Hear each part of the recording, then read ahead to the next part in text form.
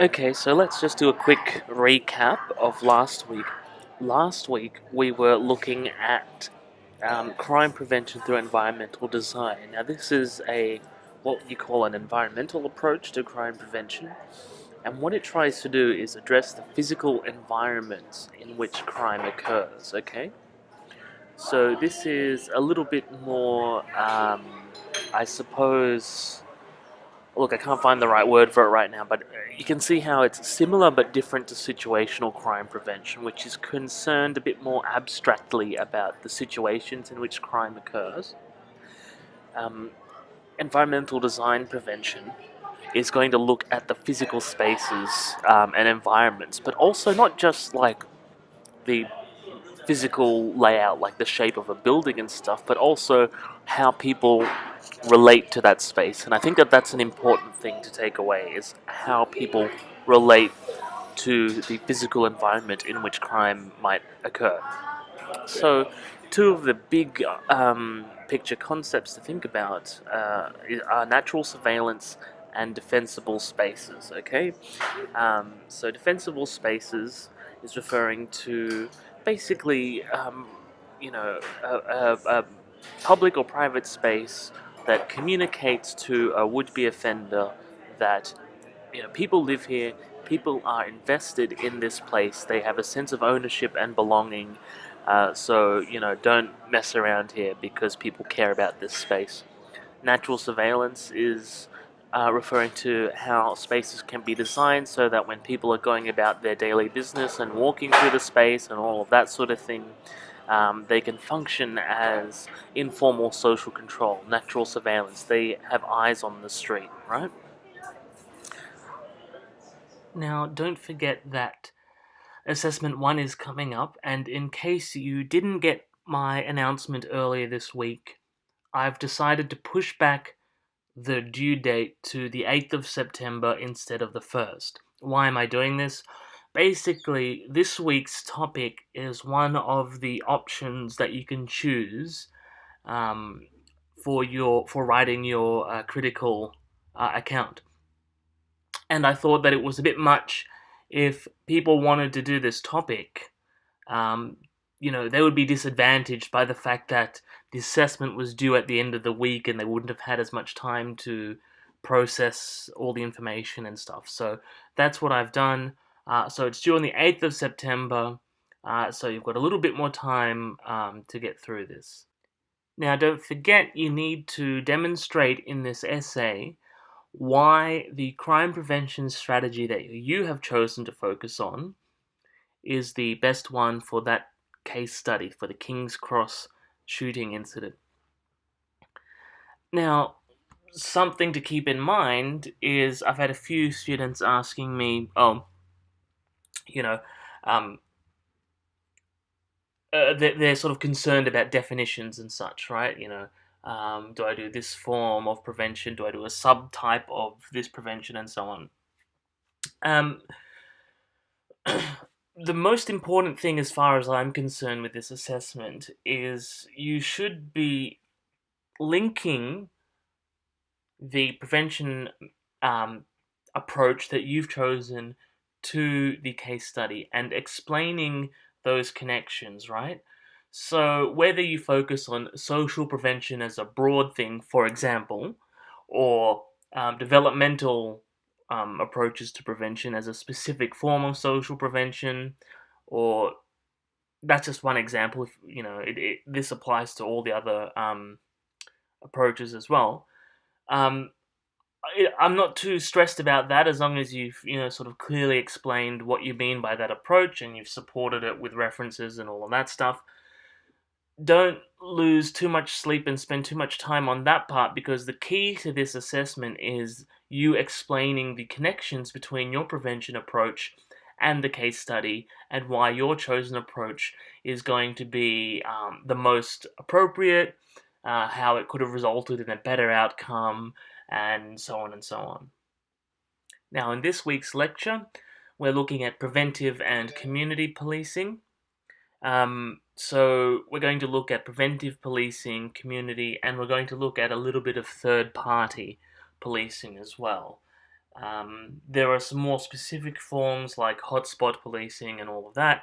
I'm just trying to give a general overview in this lecture, and if you want to follow up on those more specific forms, feel free to follow up in additional readings that you may find and so on. But I'm just giving a bit of an overview, sort of a contextual thing, so that you have a bit of a more critical way of approaching these things.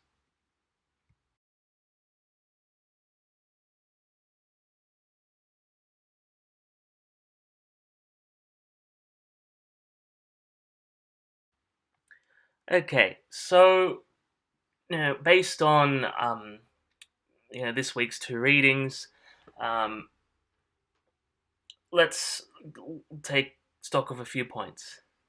According to this week's readings, little police work involves directly dealing with crime. So that's just sort of getting at the point that there are other aspects to policing than being visible on the streets. There's administrative work and all of that kind of thing. Now, we're not saying this is a good thing or a bad thing, right? The point of making note that police work isn't mostly directly dealing with crime is that there's a public and political perception of police work that is heavily focused on the crime control aspect. Now, some of the research literature presents a narrow focus on the direct crime control function of police, okay? Now, when we're talking about direct crime control function, we're thinking about things like preventive patrolling, responding to citizen complaints and concerns, criminal investigation, special operations, and primary crime prevention measures, okay? So that's what the research literature focuses on, and that's what the sort of public and political perception of actually existing police work seems to be situated. Now, this doesn't say much, if anything, about the effects of other aspects of policing on crime and crime prevention. Much of the evaluations and assessments of what police actually do, and excuse the typo there, I've written do, a lot of this assessment is based on anecdotes and so-called common sense. So, what this means is that there's a largely untested assumption here, and this assumption is that police engagement in non-criminal matters like youth programs and that sort of thing influences criminal activity by encouraging public respect for law. So, how we interpret this is, we're not saying, police engagement doesn't influence for the good or the bad, and I'm not saying it's a good or a bad thing. It's that more research is needed to better understand, how this works. So, the current research around policing and crime control suggests there's only a limited scope for police to catch even more offenders than they do and deter people from crime. That said, this view is not widely accepted by the public or politicians. Um, but apparently, this idea that there's only limited scope for police to catch more offenders and so on, among some levels of police management and civilian administration aspects of police, apparently this is part of the discourse actually. But I think something to keep in mind is that the political public discourse is kind of fixated on this idea that police can always catch more offenders and do more. And the research is kind of saying, well, we're not sure that that's actually the case. Not saying that police aren't doing their jobs or are good at it. There may be a ceiling effect on what can actually be done in the given circumstances.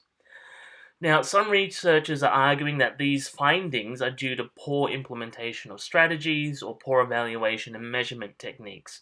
But that said, these findings around the limited scope for police to catch more offenders and deter more people seems to be consistent across different police forces in different jurisdictions. Now, something else to be mindful of is that the research focus so far on actually existing police work seems to focus mainly on Anglo-American police strategies. So that's basically English-speaking countries, right? And these strategies, um, tend to approach crime or attempt to have a direct influence on crime through things such as apprehending offenders, deterring potential offenders, asserting police authority on the street, and providing crime prevention advice and assistance. So currently, most departments in these contexts tend to have a rapid response aspect to it, a system of patrol officer and specialist investigator, um, preventive mobile and on foot patrol, um, smaller crime prevention like youth, narcotics, and other specialist sections, and also, some departments are now using patrol officers to investigate less serious crimes, less serious offences, and all officers, in some aspect of their job, will gather and disseminate intelligence about criminal activity and so on. Now, when it comes to resourcing these departments and the relationship between resourcing and crime rates, the existing evidence regarding changes in the levels of police resourcing on crime and clearance rates is actually contradictory, and it's difficult to interpret. Now, when we say clearance rate, we're referring to resolving citizen complaints through arrest, prosecution, formal warnings, um, referral to other agencies, pre-trial diversions, or even simply just classifying a report as no offense. Okay, so clearance, completing a case, right? Now, some studies even suggest an inverse relationship between resourcing, and others suggest a positive relationship. So, what that means is some studies suggest the more resourcing that we put into police, the more funding and so on, the higher crime clearance rates. Other research says actually, putting more funding into departments isn't actually affecting crime clearance rates. So it's contradictory and difficult to interpret at the moment in terms of the research evidence. The main problem leading to this is that the data on reporting and clearance rates and recording are too crude and prone to manipulation and confounding variables, with unrelated changes, um, you know, for this data to be a good basis for assessing the impact of police resourcing on crime. So what that's telling us is that the way that data is collected and recorded and analyzed, just because of the nature of the work, it's not rigorous enough, and it can be sort of twisted one way or another to suit a particular interpretation. So that's one of the challenges. Now, patrol and deterrence apprehension, okay?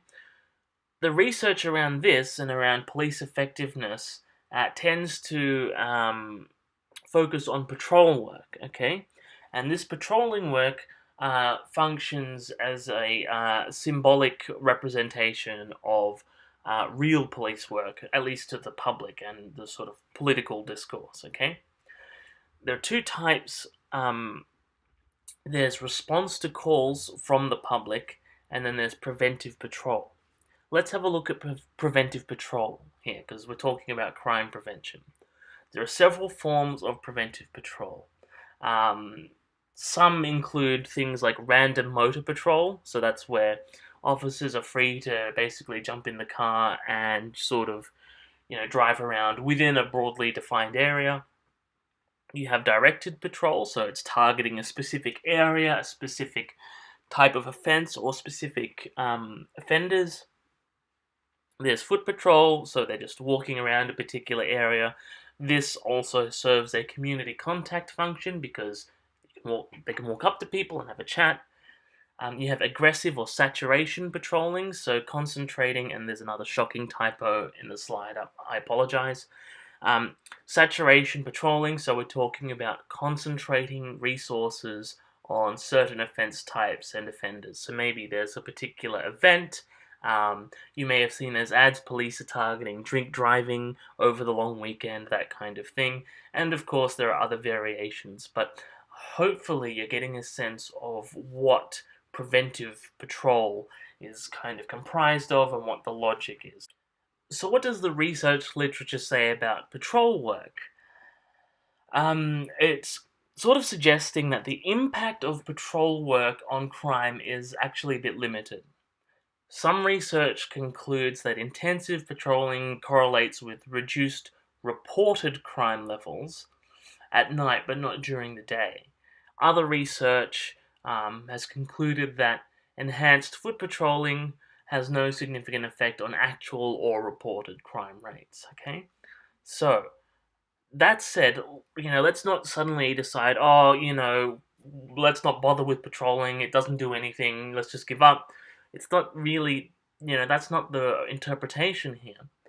Because keep in mind that patrolling does impact citizens' fears of crime. It does have an impact on the protective measures that people might take and the perceived safety of neighborhoods. Now, you'll remember, I think it was week 3, we were talking about fear and affect. Patrolling serves some kind of purpose in terms of managing the fears and perceptions about crime. And as we would remember from week 3, affects and perceptions are worth taking seriously because they affect how people relate to the world. And if people are all perceiving a place as, unsafe, they'll avoid it, and that may end up making it an unsafe place because you don't have much natural surveillance, and so on and so on. Okay? So, in short, foot patrolling, for example, amongst other forms of patrolling, might help reduce citizen fears of typical street crimes, and also general feelings of personal safety may go up. Okay, so according to the research so far, preventive patrolling tends to have more of an impact in terms of managing the emotions and perceptions around crime. Other research suggests that patrolling may correlate with increased reporting, right, of minor crimes and suspicious behavior. But this increased reporting, right, by the public hasn't translated to police impact on the offences. So what that means is the increased reporting doesn't mean increased arrest rates. Maybe, and I'm just speculating here, full disclosure, maybe people get the sense that they see police around, they get reminded, oh yes, the police are here, they could help with this issue that I've noticed, I've observed something, or, something like that. So in some circumstances, dramatic increases in patrolling may reduce reported offending, but this doesn't seem practical in the medium to long term. You know, you may have observed this whenever there's been some kind of national security type incident, and then there's a lot of highly visible policing going on. Maintaining that level of patrolling just may not be practical to achieve, some reported offending, right? So another thing to think about is whether patrol saturation of this kind might displace criminal activity from the target area, right? So it's just shuffling the deck chairs and pushing it somewhere else. That's another thing to keep in mind. Again, we're not saying it's good or bad, we're just saying this seems to be what the research is telling us.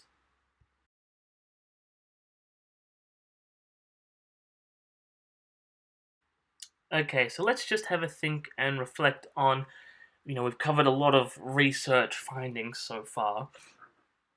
Let's just have a think and try and summarize that.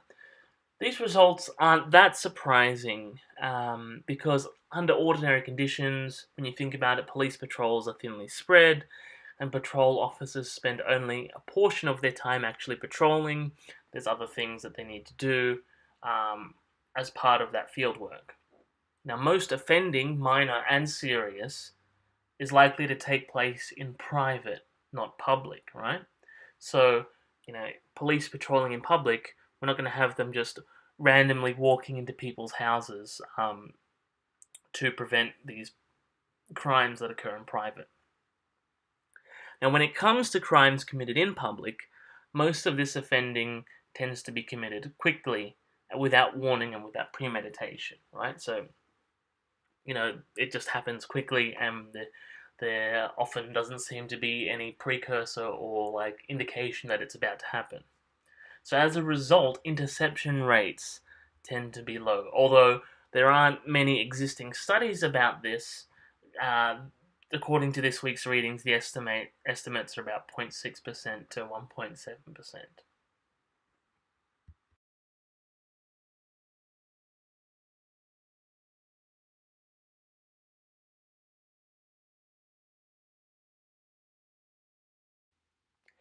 Now, coming to community policing, what's the background to this?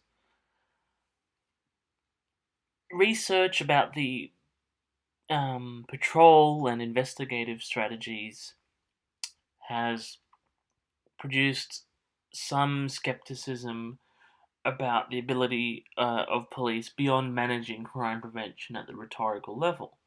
So, this is back in the 1970s and 1980s.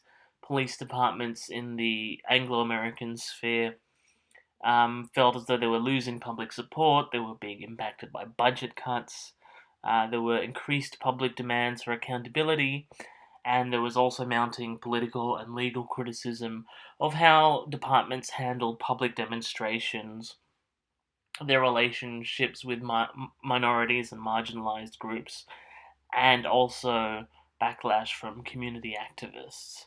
So, in response to this context of this skepticism and public reaction, um, we saw the emergence of community or community oriented strategies.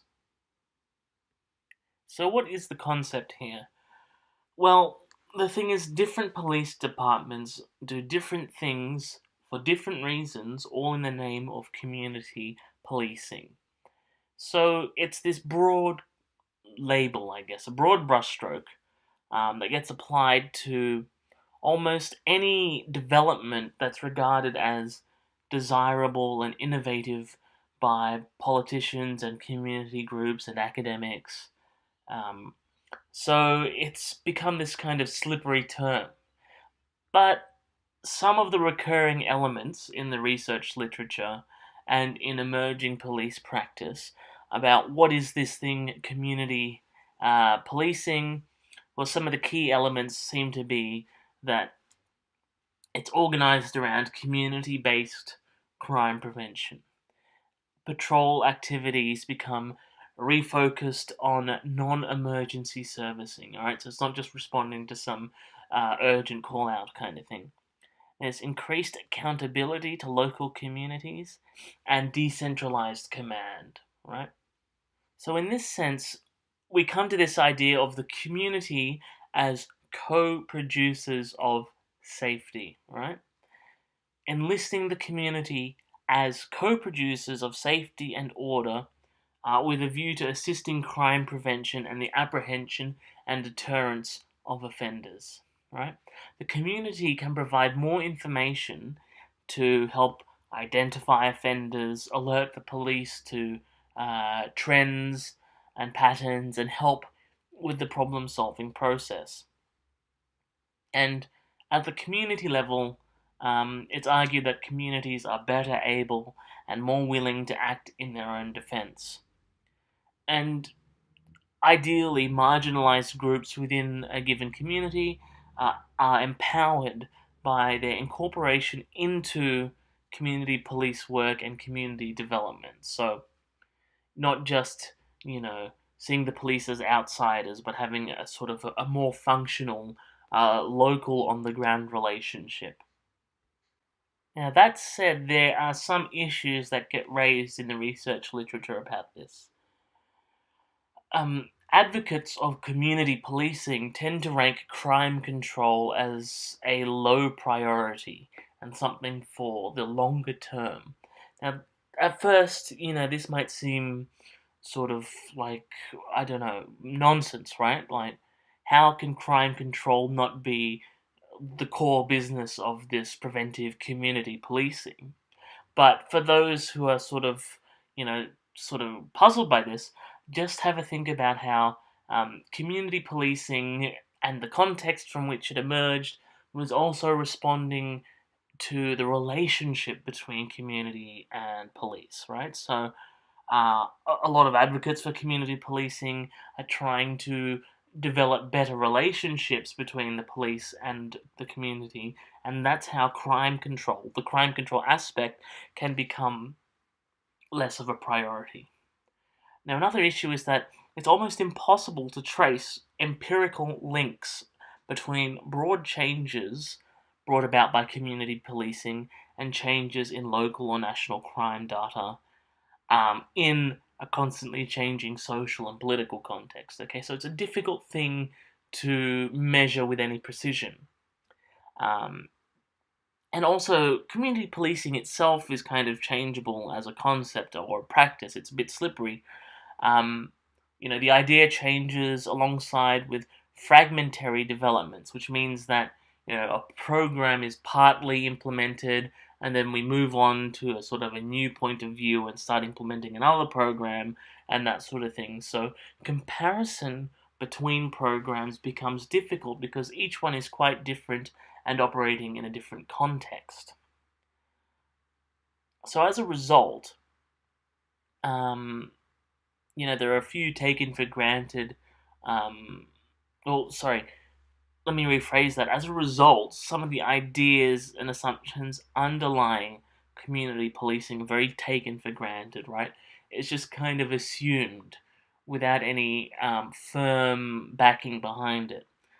For example, there are few adequate studies on the impacts of community policing on victimization rates, reported and recording crime rates, and clearance rates. So, in terms of research and evaluations of community policing, at the review level of research, there are favourable evaluations of community policing programs. You see things like increased public satisfaction, reductions in community fear levels. But there's also a concern not to waste resources by selecting unsuitable areas for experimental programs. So, um, some of these programs tend to be conducted in areas that don't exhibit high levels of crime, right? Does that make sense? So, they don't want to select an area with too high a crime rate because it would make it difficult to test a program, if that makes sense. So it's not clear whether such methods would be effective in other areas with worse crime problems and poorer police-community relations, i.e., those areas in greater need of community policing. So that's something to keep in mind when you're thinking about this stuff. So there's a broad range of research about resourcing, patrolling, investigation, community policing, potential changes to legal frameworks regarding the police capacity to influence and prevent crime, which tends to be overstated in public and political discourse. That said, linking police measures like resource allocations and ideas around effectiveness to crime rates is itself problematic because this raises the question: can policing alone affect crime rates and prevent crime? And as we've been discussing throughout this course so far, there are several approaches to crime prevention that don't center on putting an extra burden on the police, right? Social prevention, situational prevention, all of that sort of thing. So, what this is kind of telling us is that we need to find different ways of measuring and evaluating police work, okay? So, this has opened up, by looking at the research with regard to effectiveness and evaluations about preventive policing and that sort of thing. It's actually drawn to our attention that we need to develop better ways of measuring, made up a word there, of measuring and evaluating police work so that we can actually understand and appreciate it better. Now, moving forward from this point, perhaps the major contribution of community policing is to highlight the issue of evaluation and measurement, right? By shifting focus away from the crime rate and forcing police departments, politicians, academics, and so on to confront the real capabilities of police, to devise methods of evaluating and promoting these methods to what is an increasingly skeptical world, okay? So let's put this in another way to make it a bit easier to understand. Because of this point that we've sort of brought to our attention, that there are challenges with evaluating and measuring police work in terms of crime rates, maybe what needs to happen is we start thinking about the real capabilities of police, because there's more to police than just reducing a crime rate. That's what we're trying to get at here. And so we need to devise appropriate methods of evaluating and promoting these aspects of police work to a public that is becoming increasingly skeptical about the role of law enforcement.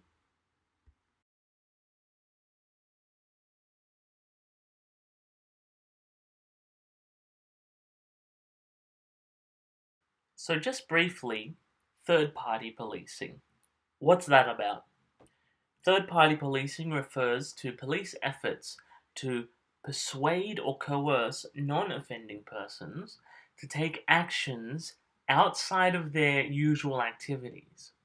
And these actions are designed to indirectly minimize the disorder caused by other people or to reduce the possibility that crime might occur. So, this involves using formal non criminal controls brought over from the regulatory aspects of civil law, not criminal law.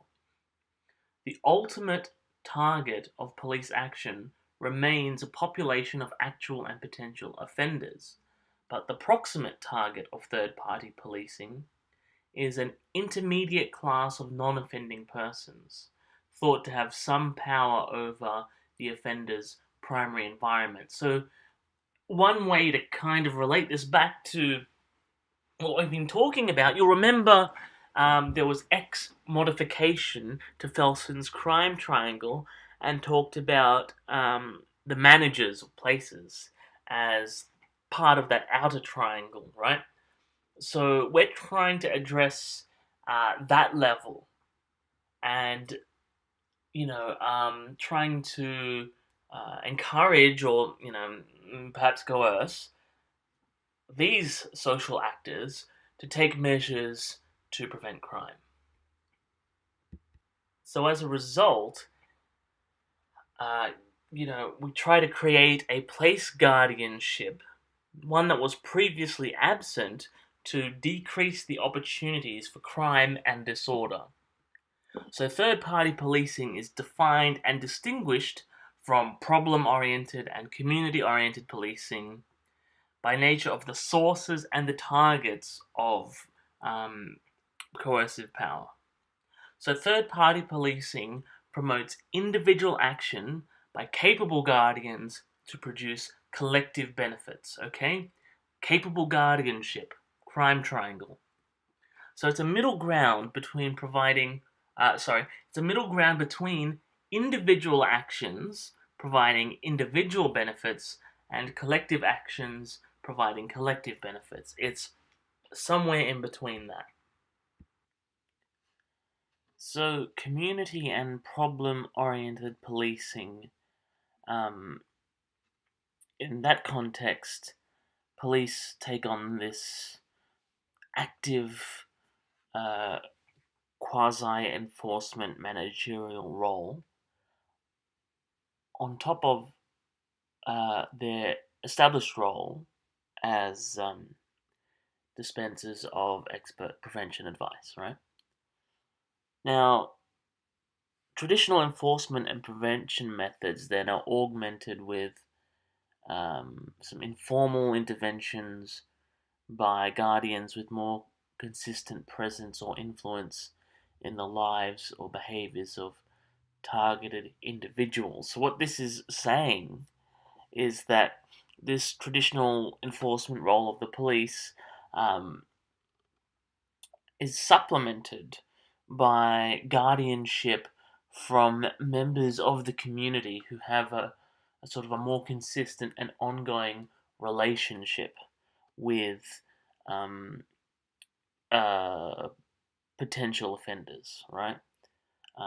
They are there on the ground day to day. So this combination is supposed to make up for some of the perceived weaknesses of standard crime control techniques and to address the areas that these traditional techniques have historically ignored. Now, on the other hand, third party policing focuses on the places that the guardians control, promoting certain collective responses as a way of controlling individual behavior. Okay? So, community policing is, you know, working with, community members and facilitating, you know, capable guardianship by members of that community because they have an ongoing routine contact within the community. Third party policing is, by comparison, looking at specific places where crime might occur and tapping into the capacity of place managers as guardians to exercise some kind of crime prevention measures over that place rather than the police taking on that responsibility. Now, when it comes to third party policing, it involves a strategic, planned, systematic extension of the principles of situational responses to crime. It, in effect, establishes a certain control over non offending persons and persuades them or perhaps coerces them to engage in activities to control crime. So, it's defined and distinguished against other crime prevention methods by the sources and the targets of this persuasion or coercion. So typically, a police authority will impose obligations on third parties based on the provisions of civil law, not criminal law. So you may want to think about how um, guardians, place managers, those kinds of social actors become persuaded or pressured into enacting certain policies or procedures over the places that they manage that have the effect of crime prevention. But these guardians, these capable guardians, or the attempt to develop them into capable guardians, um, are pressured from the aspect of civil law, not criminal law. So some of the non-criminal controls um, that get transferred across from the regulatory aspects of civil law, may include provisions that allow the police to target deviant places, um, crack houses, blighted homes, and false front stores. This is particularly in the US context. But, although these civil law types of provisions have always been available to police,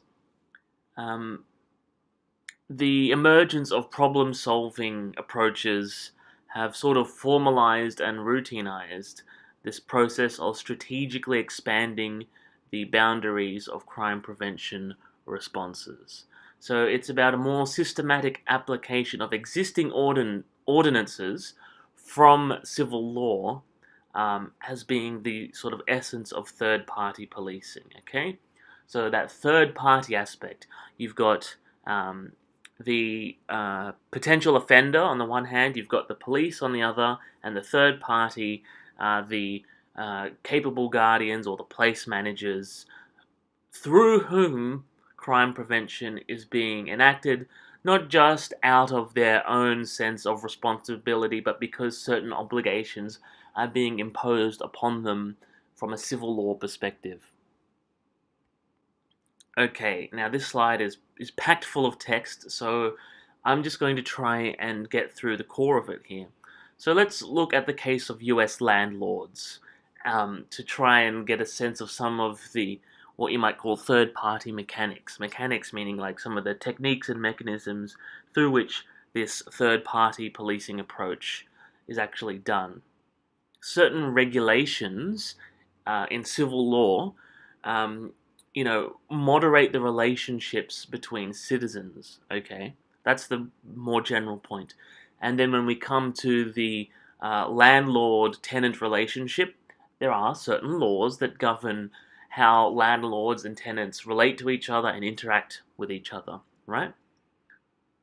For example, there are health regulations so that landlords have to provide a minimum standard. At least as far as America is concerned, these are things like heat, the structural integrity of the building so it's not going to fall down, functional plumbing so people can flush their toilets, and the absence of pests as much as possible. So, they've got some kind of pest control happening. And in a lot of cases, the ability to preserve and prepare food. Now, these are the sorts of things I think a lot of us take for granted in Australia in terms of rental places. So the way that this is kind of managed from the state perspective is you have the threat of inspections and penalties for failure to meet these regulations. So you have fines, you have orders to repair, and then so if a building is not inhabitable, but a landlord is renting it out anyway, then they may be ordered by the state to repair the building and bear the cost. So these threats of inspections and penalties work to persuade or perhaps coerce landlords, in this case, into taking actions that are, in a sense, not technically required by law per se, but serve the ends of the state beyond the guarantee of decent housing stock for citizens. What's another way of phrasing that? We're basically looking at the situation where the threat of, if you've ever gone on Facebook, it's not just on Facebook, but there's the New South Wales Food Safety Authority or something, I forget the exact name, has a webpage where they name and shame food outlets that have failed their inspections. And so that's a more local example, but basically the threat of inspections and penalties and fines and all of that stuff is used to shape the behavior of these non-state, non-criminal actors to do stuff that serves the sort of goals of the state. So we can see how that kind of logic, when it comes to third-party policing, is what's being applied in a crime prevention context. So in the more benign, gentle version of this, we talk about how certain house rules and the enforcement of house rules signals expectations of conduct to the residents or users of a place. So, if you've ever gone to a music venue, it might say, no moshing next to the stage or something like that. But the extreme end is that things like evictions and exclusions are used as punishments outside of the, strictly speaking, legal system for conduct that is considered criminal. So what this is saying is that, it's not proven in a court of law, or there's insufficient probable cause to invoke the criminal law, the criminal process, but as a way of dealing with this undesired conduct, we use things like evictions or exclusions kicking people out of venues. That's just the people running the venue. There's no, I guess, due process behind that. That's just their call, um, and that's part of them not just managing their own venue according to how they wish it to be run, but them also adhering to certain stipulations from the state. So the use of civil penalties enables police to, in scare quotes, hurt criminals who have successfully avoided criminal penalties. So, one example, again from the US context, might be the eviction of drug dealers based on based on intel that these people have been dealing from a particular location. So, a landlord may evict someone who is believed to be a drug dealer, and then that in itself can help disrupt the drug trade and minimize its impact on the immediate environment. And we can sort of question how effective that is as a sort of long-term big policy, but that's an example of this third-party mechanic. So it's not the police arresting the drug dealer and sending them to jail. It's a landlord finding a way to evict them such that that eviction serves the goals of the state in terms of crime management. So the law creates a third-party obligation on the part of the landlord. So, why pick on a landlord? Well, the landlord is an example of a place manager who can function as a capable guardian because they have a greater stake in conformity with the law, in obeying the law, and they have more of a financial investment in this situation than their tenant, the person renting from them.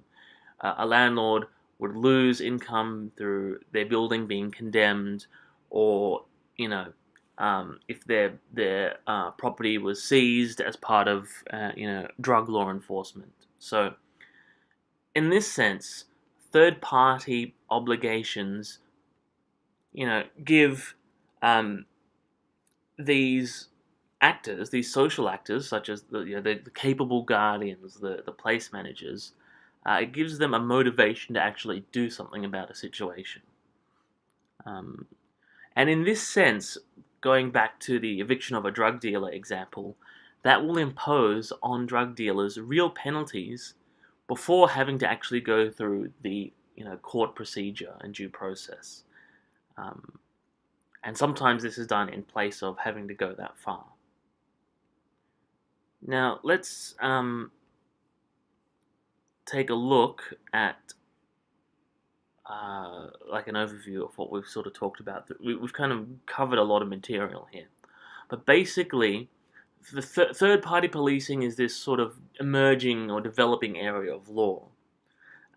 It's kind of developing a sense of public duty or public responsibility based on property ownership. Okay, so it's saying that if you own a property and you own a venue, it's not just your private venue. It's not just your sort of private investment kind of thing. You have a public duty, right? And then this public duty is being made more and more material by these sort of civil legal penalties. It's not yet a doctrine of prevention per se, but common aspects of third-party policing mechanics already exist in different forms across different areas of law. All you need to really worry about in terms of a student doing this course is that, it's not like a coherent, stable, singular area of law. There's like bits and pieces that get used across different areas of law to have this effect of third-party policing. So in addition to established codes of conduct that require landlords to maintain particular physical standards in their properties that are rented, there are also, in the American context at least, there have been a series of court decisions that have established a baseline for what a landlord's duty to protect would be. So we're looking at how there are certain there's a certain expectation of public duty, public responsibility, even though you're just renting your private property to a tenant in this case. So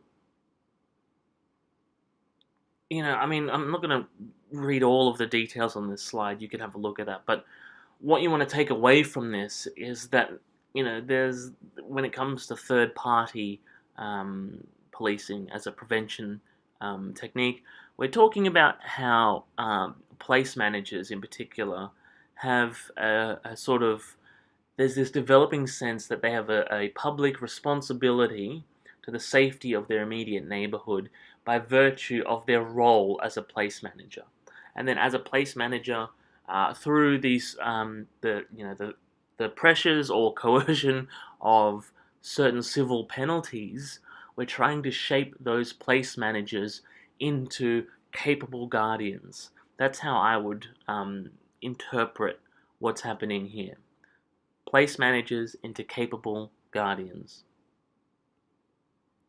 Now, of course, there are, some issues you may want to think about when it comes to this third-party approach. One of the key considerations that's kind of like the center of all these issues is whether the state is limited to the criminal code in how it tries to maintain law and order, or whether it can actually employ a mix of civil and criminal laws and regulations to achieve law and order. Okay, so some critics might see it as what do you call it? Function creep.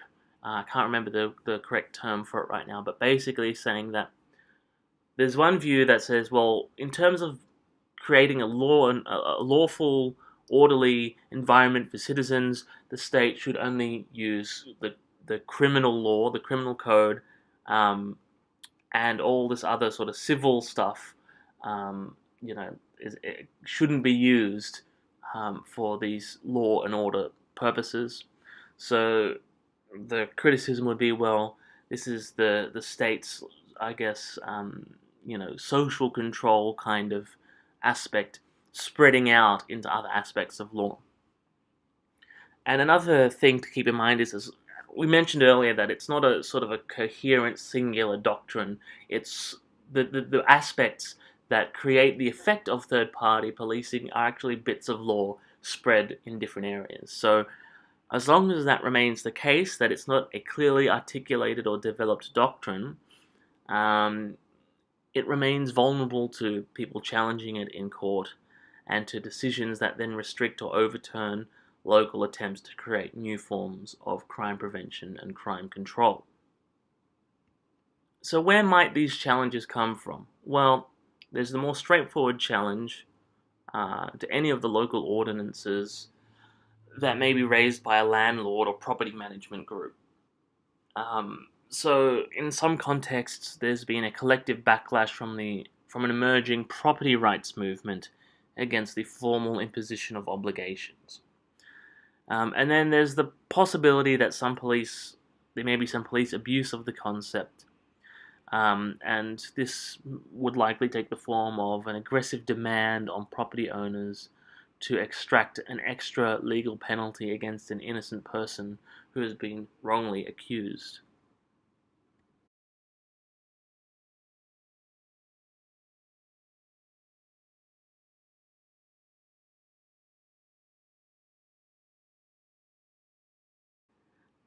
But just let's pause for a second and come back to a critique that I wanted to bring up from the US context with regard to this idea of community policing.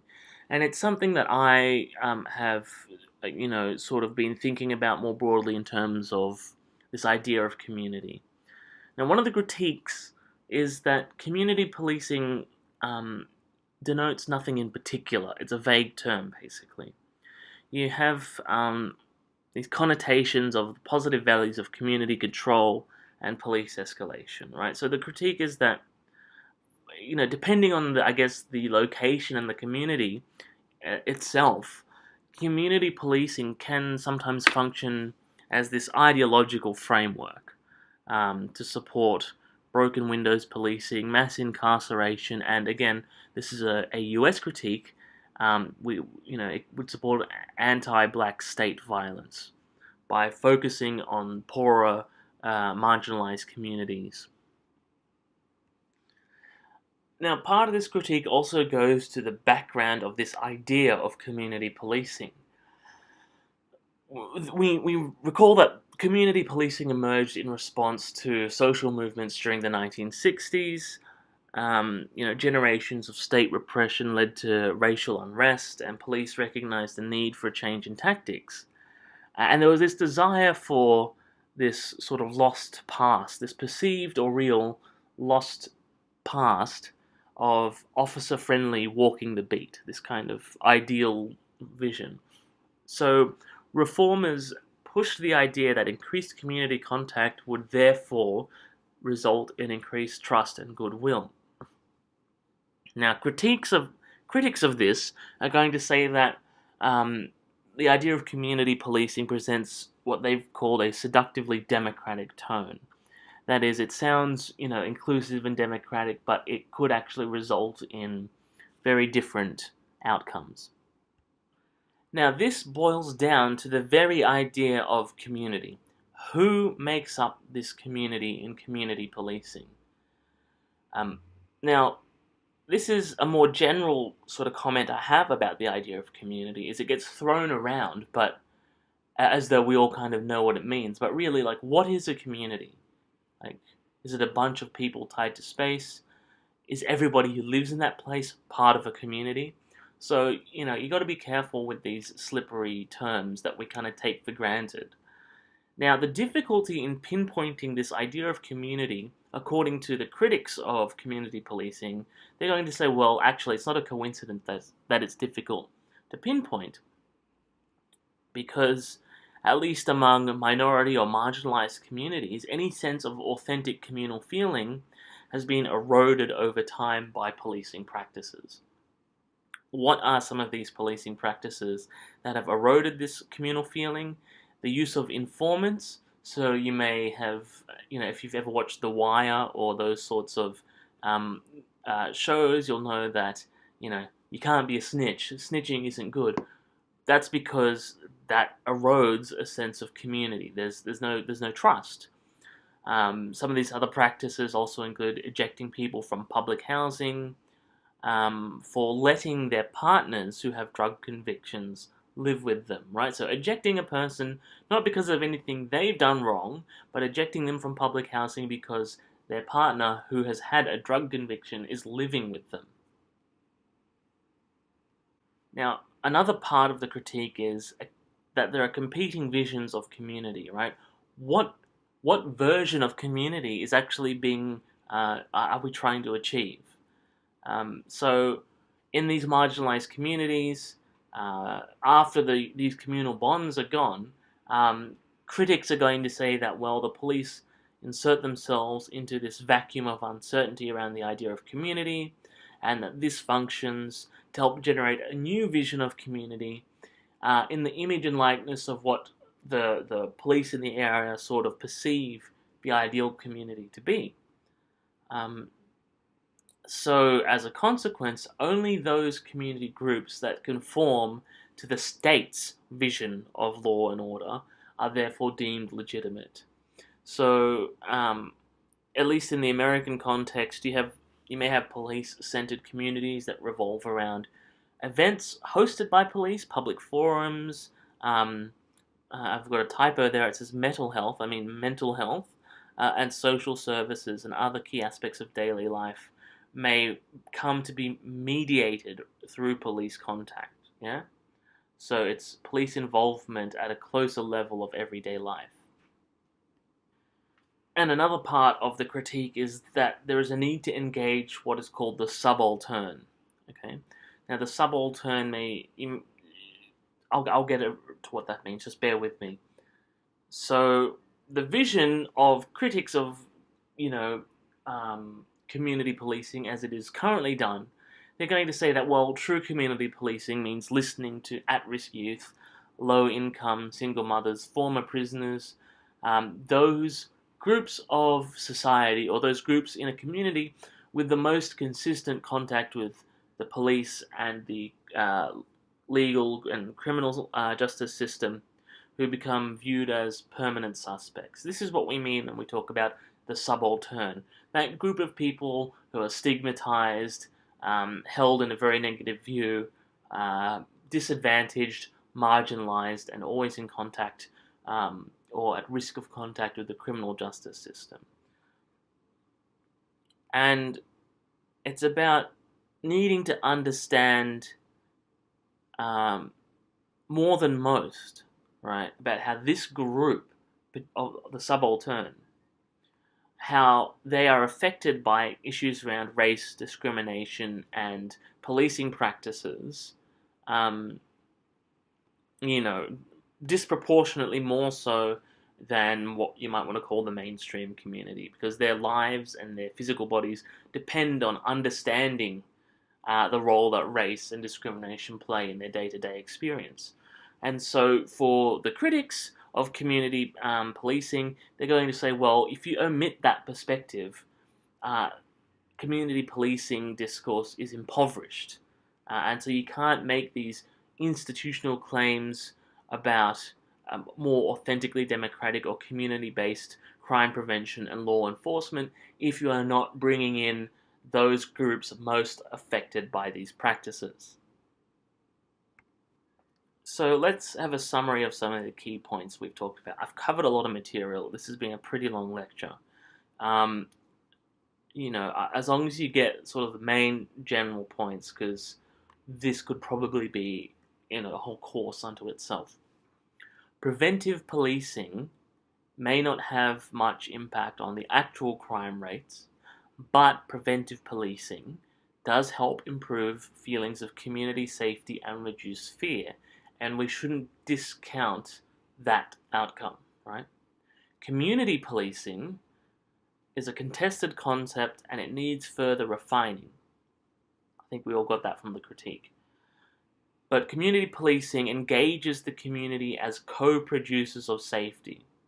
So that inclusion aspect, that possibly potentially democratic aspect, I think, is something worth appreciating about community policing.